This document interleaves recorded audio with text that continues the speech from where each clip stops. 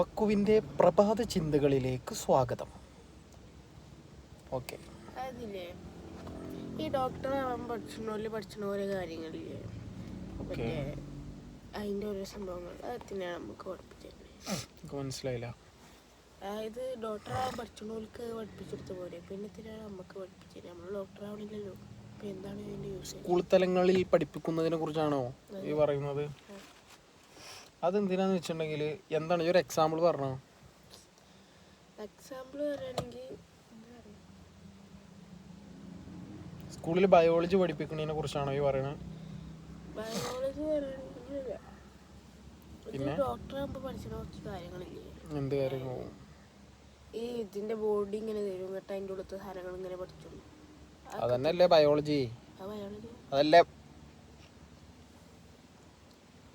ആരും ടെൻഷൻ ആവണ്ട, പക്കു പ്രാങ്ക് ചെയ്യുന്നതാണ്. പക്കുവിനെല്ലാം അറിയാം. പക്കു അറിയാത്ത പോലെ അഭിനയിക്കുന്നതാണ്. സ്കൂളിലെ ബയോളജി ടെക്സ്റ്റ് ബുക്കിലെ കാര്യമല്ലേ പറയണത്? അസ്ഥികൾ, പേശികൾ, അതൊക്കെ. അതെന്തിനാന്ന് വെച്ചിട്ടുണ്ടെങ്കിൽ ഇപ്പം എൻ്റെ ആരെങ്കിലും ഹോസ്പിറ്റലിൽ അഡ്മിറ്റ് ആയി വിചാരിച്ചു, എന്തെങ്കിലും അസുഖമായിട്ട്. അപ്പോൾ ഡോക്ടർക്ക് എനിക്ക് പറഞ്ഞ് മനസ്സിലാക്കി തരണ്ടേ? അപ്പോൾ ഡോക്ടർ പറയുമ്പോൾ നമുക്ക് ബേസിക് ആയിട്ടുള്ളൊരു ഐഡിയ വേണ്ടേ? ഇപ്പം ഏതെല്ലാണ് പൊട്ടിയത്, ഓക്കെ, അല്ലെങ്കിൽ ഏത് മസിലിനാണ് പ്രശ്നം, പിന്നെ കിഡ്നി കേടായി, അല്ലെങ്കിൽ ഹാർട്ടിൻ്റെ പ്രശ്നമാണ്, അല്ലെങ്കിൽ അതിൻ്റെ കാര്യങ്ങളൊക്കെ പറഞ്ഞു തരുമ്പോൾ കുറച്ച് നമുക്ക് ബേസിക് അറിയണ്ടേ? അത്രേ ഉള്ളൂ.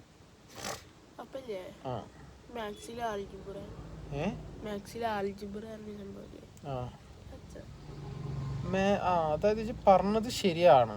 എന്ന് വെച്ചാൽ എല്ലാം നമുക്ക് പഠിക്കേണ്ട ആവശ്യമില്ല, ലേശം കുറക്കാം. കണക്കൊക്കെ ഒരു പൊടിക്ക് കുറക്കാം. അപ്പം അത് ശരിയാട്ടാ, ഞാനും വിചാരിക്കലുണ്ട്. എന്ത് കൂട്ടല്, കുറക്കല്, ഗുണിക്കല്, ഹരിക്കല്. ഓക്കെ, അത് ശരിയാണ്. ഇന്നത്തെ കാലത്ത് പഠിച്ചില്ലെങ്കിൽ കുഴപ്പമില്ല. പക്ഷെ ഞാൻ പറയട്ടെ, കൂട്ടല്, കുറക്കല്, ഹരിക്കല്, ഗുണിക്കല് അത് പഠിപ്പിച്ചിട്ട് മെല്ലെ ഇങ്ങട്ടെ ഇന്ന് വിട്ടോളി പറഞ്ഞിട്ട് മെല്ലെ വിടുന്നതാണ് നല്ലത്, അല്ലേ? കണക്കൊക്കെ. നീ ആൽജിബ്ര എന്തിനാണ് ചോദിച്ചിട്ടുണ്ടെങ്കിൽ, ആൽജിബ്ര എനിക്ക് തോന്നുന്നു ഈ നിർമ്മിതികളില്ലേ, നിർമ്മിതികൾ എന്നല്ലേ കണക്കിലെ ആ പാഠത്തിന്റെ പേരെന്നെ അല്ലേ? സ്തൂപം, സ്തംഭം, എന്തൊക്കെ. പക്കു ഇംഗ്ലീഷ് മീഡിയമാണ്. ഓക്കെ, എന്നാൽ ഇംഗ്ലീഷിൽ അതിനൊക്കെ എന്താന്ന് പറയാന്ന് പറഞ്ഞ ഇതാണ് പ്രശ്നം. ഇപ്പം ഇത് ഇംഗ്ലീഷ് മീഡിയം ആയപ്പോൾ മലയാളവും അറിയില്ല, ഇംഗ്ലീഷും അറിയില്ല. അവസാനം ഇനി എങ്ങനെയാണ് ഈ ആശയവിനിമയം നടത്തുക? ആംഗ്യഭാഷയിലൂടെ ആംഗ്യഭാഷയിലൂടെ ആശയവിനിമയം നടത്തേണ്ടി വരും എന്തായാലും. അപ്പം ഇതിനെന്താ പറയാ? മറ്റേ സ്തൂപം. വട്ടത്തിനെന്താ പറയാ?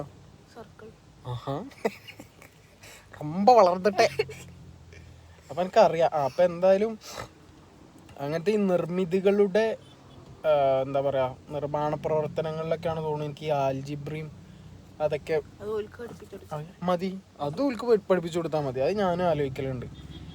ഈ എല്ലൊന്നേ അതേപോലെ റബ്ബേ 8ാം ക്ലാസ് തൊട്ടുണ്ടല്ലോ ജോഗ്രഫി, എന്തൊക്കെ പഠിപ്പിക്കണത്. അത് ശരിയായി പറഞ്ഞ അങ്ങനെ ചില സംഭവത്തിൽ ശരിയാ. ഇപ്പം എല്ലാ സബ്ജക്റ്റും പെരിഫറലി ഒന്ന് പഠിപ്പിച്ച് കഴിഞ്ഞാൽ പിന്നെ നിർത്തുക, പിന്നെ ഓരോരുത്തർക്ക് താല്പര്യമുള്ള മേഖലയിലേക്ക് വിടുക, അത് പഠിപ്പിക്കുക. ഈ ജോഗ്രഫിയിലൊക്കെ എന്തൊക്കെയാണ്? ഇത് 8ാം ക്ലാസ്സിലല്ലേ? ജോഗ്രഫിയൊക്കെ എന്തൊക്കെയാണ് എനിക്ക് വല്ലതും അറിയോ? ഭൂമിശാസ്ത്രം, ഡക്കാൻ പീഠഭൂമി, സമതല, എന്തൊക്കെയാണ്?